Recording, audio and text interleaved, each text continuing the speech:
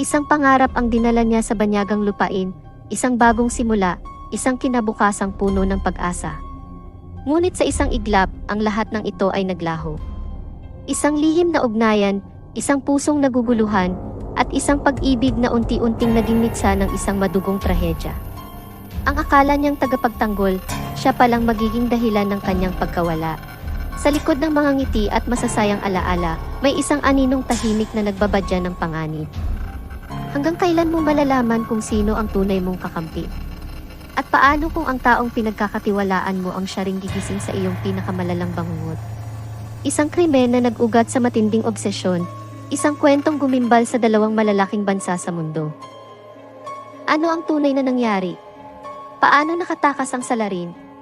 At ano ang naging hatol sa kanya? Samahan niyo akong balikan ang isang kasong nag-iwan ng tanong, hanggang saan aabot ang isang pusong nag-apoy sa selos at galit. Welcome to Pinoy Crime Journal. Dito sa ating channel, susuriin natin ang mga totoong kwentong krimen na gumimbal sa iba't ibang bahagi ng mundo. Mula sa mga headline-grabbing cases hanggang sa mga hindi pa nare-resolbang krimen, hihimayin natin ang bawat detalye, bawat saksi, at bawat ebidensya. Samahan ninyo akong alamin ang katotohanan sa likod ng mga krimen na ito. Huwag kalimutang mag-subscribe at i-click ang notification bell para hindi ninyo ma-miss ang kahit isang episode. Simulan na natin ang paglalakbay sa mundo ng krimen. Ito ang Pinoy Crime Journal. Si Xiao Tong ay ipinanganak sa lungsod ng Dalian, China, noong 1994. Siya ay kaisa-isang anak ng isang pamilya na galing sa isang middle-class family. Ang kanyang ama na si Chongqing Xiao ay isang kawani ng gobyerno na nagtatrabaho sa Food Safety Inspection. Habang ang kanyang ina naman na si Yang Xie ay isang full-time housewife. Inilarawan ni Chongqing ang kanyang anak bilang isang matalinong estudyante. Mahilig din ito sa sining, marunong tumugtog ng piano, at nangangarap maging isang iskultor. Paborito naman ni Xiao na pagkain ang lutong bahay na dumplings at mainit na hotpot na inihahanda ng kanyang ina. Nag-aral si Xiao sa Dalian Yuming High School at pinangarap niyang maging isang biologist. Ang mga mag-aaral ng Yuming ay kilala sa mataas na performance sa National Higher Education Entrance Examination ng China. Sila rin ay lumalahok sa Olympic competition kung saan ang mga nanalo ay direktang natatanggap sa kolehiyo nang hindi na kailangang kumuha ng exam. Sumali si Xiao at ang kanyang kasintahan noon sa naturang kompetisyon. Nanalo ang lalaki at nakapasok sa isang kilalang unibersidad sa Southern China, samantalang si Xiao ay hindi pinalad. Sa halip na mag-aral sa China, pinili niyang mag-aral sa Estados Unidos. Nagawa niya ito dahil nakapag-ipon ng mahigit $100,000 ang kanyang mga magulang para sa kanyang edukasyon. Noong 2011, pumunta siya sa Beijing upang kumuha ng preparatory course para sa Test of English as a Foreign Language. Dito niya nakilala si Li Xiangnan, 23 taong gulang, mula sa Wenzhou. Siya ay 3 taong mas matanda kay Xiao. Ayon sa ina ni Xiao, nagkagusto si Li sa kanyang anak, ngunit hindi ito isang pambihirang pangyayari dahil marami rin ang nagkagusto kay Xiao noon. Minsan niyang nakita si Li nang bumisita ito sa Dalian. Para sa kanya, mukhang mahiyain ito at tila nagmula sa mayamang pamilya, ngunit silang mag-asawa ay hindi kumbinsidong bagay ito sa kanyang anak. Noong 2012, natanggap si Xiao sa Iowa State University sa Ames, kung saan kumuha siya ng kursong Chemical Engineering. Ikinatuwa ito ng kanyang ama dahil kakaunti lamang ang mga babaeng pumapasok sa ganitong larangan.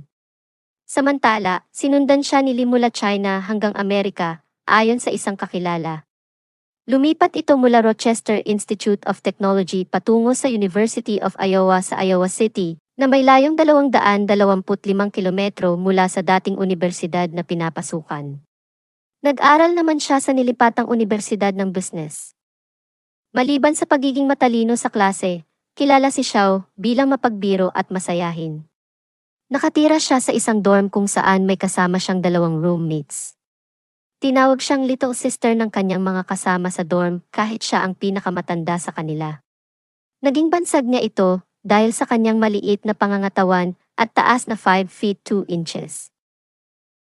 Madalas siyang makihalubilo sa kapwa Chinese students, nagtuturo ng wikang Chinese, at sumasayaw sa mga kasiyahan. Kahit hindi niya masyadong gusto ang engineering subject, nagawa niyang mapanatili ang grade point average na 3.75. Nagpatuloy ang ugnayan ni Lee at Xiao sa Iowa. Ayon sa kanyang mga kaibigan, iniisip ni Lee na siya ang kasintahan ni Xiao. Ngunit ayon naman sa iba, may ugnayan si Xiao sa ibang mga lalaki, ngunit hindi na kumpirma kung may relasyon siya sa isa sa mga ito dahil likas naman siyang masayahin at palakaibigan. Pagdating ng tag-init noong 2013, lumipat si Lee sa tinutuluyan ni Xiao, na labis na ikinainis ng kanyang mga kasamahan sa dorm. Hindi raw ito naglilinis at hindi normal na may kasamang lalaki sa dormitoryo ng mga babae. Sinubukan nilang paalisin ito, ngunit hindi siya umalis. Sa unang bahagi ng 2014, ginamit ni Lee ang address ni Xiao sa dalawang pagkakataon nang siya ay mahuli sa paglabag sa batas trapiko, habang minamaneho ang kanyang 2009 BMW sa Coralville sa labas ng Iowa City. Marami sa mga kaibigan ni Xiao ang may mababang pagtingin kay Lee, kaya naman iniwasan na lang ni Xiao na pag-usapan ito sa kanilang harapan. Napansin rin ng isang pinsan niya sa China na sa tuwing umuwi siya, tila hindi na siya kasing sigla ng dati. Noong September 3, 2014, nakatanggap si Karen Yang, isang kaibigan ni Lee ng hindi inaasahang tawag mula sa kanya. Sinabi niyang tinawagan niya si Xiao, at tila aksidente namang napindot ang cellphone nito nang hindi niya napapansin. Nanatiling bukas ang linya ng halos 30 minuto. Narinig niya itong nakikipag-usap sa isang lalaki tungkol sa kanya at sinasabi ang mga negatibong bagay. Pagkatapos ng tawag na iyon, nag-post si Lisa Renren, isang social networking site na sikat sa mga Chinese college students, ng mensaheng naglalaman ng linyang. Ito ang kanyang huling post sa nasabing site. Sa kabila ng mga nangyari, nagpasya pa rin silang magkasamang gumugol ng oras sa paparating na weekend dahil ayaw ng mga kasama ni Xiao kay Lee. Sumakay sila sa pag-aari ni Xiao na sasakyan na isang beige 1997 Toyota Camry. Binili niya ito noong kanyang summer internship sa Kentucky. Noong September 5, nag-check-in sila sa Budget Inn, malapit sa US Route 30, sa Nevada, Iowa, isang maliit na bayan sa silangang bahagi ng Ames. Ayon sa may-ari ng hotel na si Ken Patel, naalala niya sina Lee at Xiao, dahil 2 beses na rin silang nanatili doon noong mga nakaraang holiday weekends. Kinabukasan, sinabi ni Patel na nakita niyang mag-isa si Xiao na pumunta sa lobby. Ito ang huling pagkakataong may ibang taong nakakita sa kanya ng buhay bukod kay Lee. Kinaumagahan ng September 7, nagising si Patel at napansin niyang wala na ang sasakyan ni Xiao. Nakakapagtaka ito para sa kanya, dahil sa mga nakaraang pananatili ng dalawa sa hotel, madalas niyang puntahan ang kanilang kwarto kapag hindi sila nakakapag-check out sa takdang oras na alas 11 ng umaga. Ang masaklap pa, kahit may security camera sa hotel, wala itong nakatalang recording. Nang gabing iyon, nagpadala ng mensahe ang ama ni Xiao mula China. Gusto niyang malaman kung nakahanap na ba si Xiao ng kapalit sa kanyang salamin na nawala ilang araw na ang nakalipas. Ang natanggap niyang sagot ay nagsabing nanghiram lang siya ng salamin mula sa isang kaibigan. Nais din niya makipag-video call, pero sinabi ni Xiao na marami pa siyang ginagawa. Sa paglipas ng panahon, napagtanto niyang posibleng si Lee ang nagpadala ng mga sagot na iyon. Isa pang mensahe na galing umano kay Xiao ang ipinadala mula sa cellphone ni Lee, patungo sa isa sa mga kasama sa dorm ni Xiao. Sinabi rito na uuwi na si Lee sa China dahil sa isang emergency, at pupunta naman si Xiao sa Minnesota sakay ng bus upang bisitahin ang ilang kaibigan mula China sa susunod na linggo. Kinabukasan, nagpadala ng mensahe siyang kay Lee upang kumustahin si Xiao. Ang sagot naman ni Lee ay nagsasabing maayos naman ang lahat sa ngayon. Pagkalipas ng isang linggo, noong September 16, kaarawan ni Lee, nagpadala ng mensahe siyang sa kanya. Hindi siya sumagot sa kaibigan. Ayon kay Yang, hindi ito normal para kay Lee dahil palagi itong mabilis sumagot sa mga mensahe. Nagsimula siyang maghinalang may maling nangyayari. Sa parehong panahon, nagtataka na rin ang mga kasama ni Xiao sa dorm kung kailan siya babalik dahil lumipas na ang isang linggo at wala pa rin silang balita mula sa kanya. Gumamit na sila ng social media upang makipag-ugnayan sa mga kaibigan ni Xiao sa Minnesota, ngunit wala ni isa sa kanila ang nakakita o nakausap ito. Dito na sila nagsimulang mag-alala ng husto. Noong September 18, inireport nila sa pulisya sa Ames na nawawala si Xiao. Agad namang nagsagawa ng investigasyon ang mga pulis, ngunit walang natagpo ang ebidensya na sumakay si Xiao ng bus papuntang Minnesota. Noong sumunod na linggo, hinalugog nila ang tirahan ni Xiao. Natagpuan nila ang resibo ng Toyota Camry na binili nito sa Kentucky, na noon ay may plaka pa rin mula sa nasabing estado. Noong September 26, inilabas nila sa ibang istasyon ng pulisya ang impormasyon tungkol sa kotse ni Xiao, kabilang ang paglalarawan at plate number nito. Sa parehong pagkakataon, nakakuha rin ng search warrant ang pulisya ng Iowa City para sa sasakyan ni Lee na nakaparada malapit sa kanyang apartment sa labas ng lungsod. Kinagabihan ng i-post ng kanilang mga kasamahang pulis sa Ames ang impormasyon tungkol sa sasakyan ni Xiao. Natagpuan nila ito sa parehong lugar kung saan nakaparada ang sasakyan ni Lee. Ayon sa mga residente sa complex, matagal na itong naroon at napansin nilang may lumalabas na masangsang na amoy mula rito. Matapos makakuha ng warrant, binuksan ng mga pulis ang trunk ng sasakyan at natagpuan ang isang bangkay na nasa estado ng matinding pagkabulok dahil sa init ng huling bahagi ng tag-init. Nang kalaunan, kinumpirma na ito nga si Xiao. Agad na itinuring ng mga pulis na isang kahina-hinalang krimen ang pagkamatay ni Xiao. Sa isinagawang autopsy, natukoy na ang sanhi ng kanyang kamatayan ay asphyxiation at matinding blunt force trauma na posible ay dulot ng pananakit ng isang tao. Hindi matiyak ang eksaktong oras ng kanyang pagkamatay dahil kulang ang impormasyon tungkol sa mga pangyayari bago siya natagpuan. Ang kanyang ulo ay mahigpit na binalot ng tuwalya na kapareho ng mga ginagamit sa Nevada Budget Inn, kung saan sila nag-check-in ni Lee. Natagpuan naman ang isang 6.8 kilos na barbell sa katabi lamang ng bangkay ng biktima. Bukod pa rito, natagpuan din sa trunk ang mga travel documents na nagpapakitang noong September 6, nag-book si Lee ng flight mula Eastern Iowa Airport sa Cedar Rapids, patungong Chicago, at mula roon ay lumipad siya papunta sa Beijing, China. Napag-alamang ang mga mensaheng ipinadala sa mga kaibigan ni Xiao ay nagmula sa Chicago habang si Lee ay naghihintay ng connecting flight. Sa apartment ni Lee, nadiskubre ng mga pulis ang mga palatandaan ng biglaang pag-alis nito. May mga grocery na hindi nailigpit, isang bukas na kahon ng gatas na napanis na sa tagal, at mga bagahe na naiwan. 3 araw matapos matagpuan ang bangkay ni Xiao, nagsagawa ng paghahalughog ang mga pulis sa hotel room sa Nevada, Iowa, kung saan siya at si Lee tumuloy. Natagpuan nila ang mga bakas ng natuyong likido sa iba't ibang bahagi ng silid, kaya't sinubukan nilang alamin kung ito ay mga likidong galing sa katawan ng tao. Sa kalaunan, naniniwala silang pinatay si Xiao sa loob ng hotel, bago inilagay ang kanyang katawan sa trunk ng kanyang kotse, at iniwan sa parking lot ng apartment complex ni Lee sa Iowa City. Sa patuloy na pagsisiyasat, natuklasan ng mga pulis ang huling social media post na ginawa ni Lee noong September 3 at ang mga pangyayaring nagdulot nito. Isang kaibigang Chinese ni Lee sa Iowa ang nag-ulat na 1 buwan bago mawala si Xiao. Nagtanong si Lee sa isang pagtitipon ng mga kaibigan kung gaano katagal bago malaman ng mga pulis na nawawala ang isang tao. Nakapagtataka ito dahil walang koneksyon ang tanong niya sa usapan nila ng oras na yun. Kalaunan, itinuring si Lee bilang isang person of interest sa kaso. Sinubukan ng mga pulis na hanapin si Lee upang makapanayam siya, ngunit hindi siya matagpuan. Ayon sa mga ebidensya, malakas ang posibilidad na bumalik na siya sa China. Hindi nagtagal, nakumpirma na nga nilang dumaan siya sa customs sa Beijing noong September 10. Mula noon, wala nang anumang record tungkol sa kanya sa China o sa ibang bansa. Mabilis na kumalat sa Chinese media ang kaso ni Xiao dahil maraming mga magulang sa China ang nag-aalala sa kaligtasan ng kanilang mga anak na nag-aaral sa ibang bansa. Sa mga social media platforms tulad ng Weibo at WeChat, nagsimulang mag-viral ang litrato at impormasyon ni Lee gamit ang hashtag na #FindLee. Sa loob ng 2 araw, umabot sa 150,000 ang mga post na may kaugnayan sa kaso at nakatanggap ng mahigit 2 milyong views. Isang mamamahayag mula sa Wenzhou, ang bayan ni Lee, ang nagsabing sinubukan nilang tawagan ang 2 lokal na numero upang hanapin siya. Sa isang natanggap na tawag, agad binaba ng nasa kabilang linya ng tanungin tungkol kay Lee.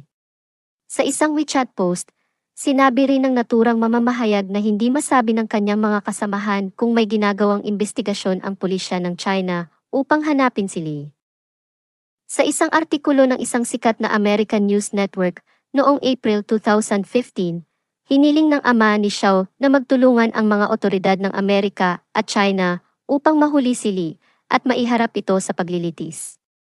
Sinabi rin niya na ilang linggo bago ang panayam, ipinabatid sa kanya ng pulisya ng Iowa City na kinasuhan na si Lee ng first-degree murder ng opisina ng Johnson County District Attorney at naglabas na ng warrant of arrest laban sa kanya.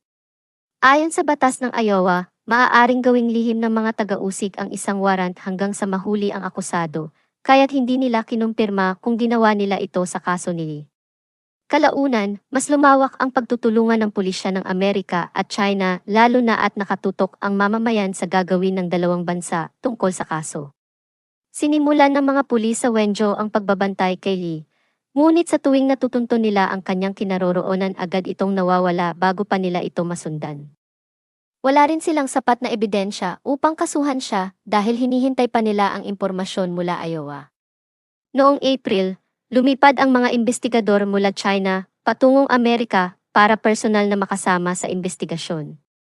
Kasama ang mga otoridad ng Amerika, ininterview nila ang mga testigo at pinag-aralan ang crime scene. Pagbalik nila sa China, dinala nila ang mga nakalap na ebidensya sa pakikipagtulungan ng mga otoridad sa Amerika. Noong kalagitnaan ng May, sumuko si Lee sa mga otoridad sa Wenzhou.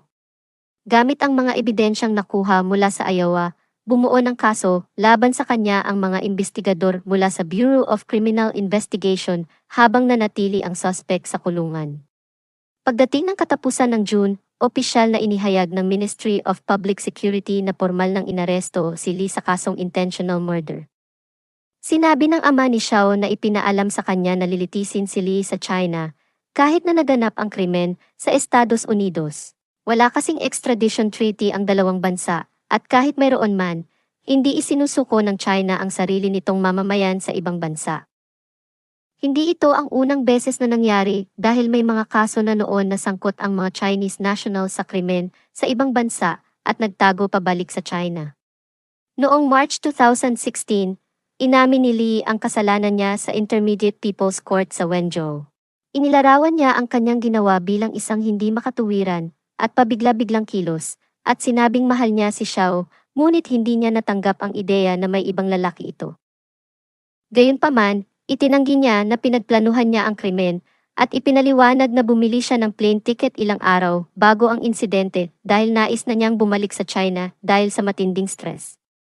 Nakiusap si Lee sa korte na bigyan siya ng mas magaan na parusa. Nahaharap naman siya sa sentensyang maaaring mula 10 taong pagkakakulong hanggang sa parusang kamatayan. Bilang kabayaran, nagbigay ang kanyang mga magulang ng 2 milyong Chinese yuan o humigit kumulang 300,000 dolyar sa pamilya ni Xiao.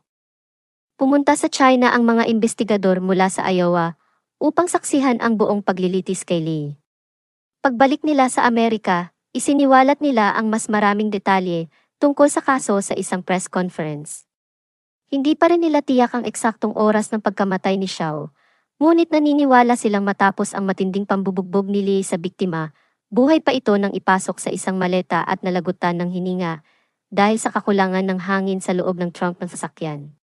Taliwas sa sinabi ni Lee sa korte ng China na ito ay isang crime of passion, naniniwala ang mga investigador sa Iowa na matagal na niyang binalak ang pagpatay.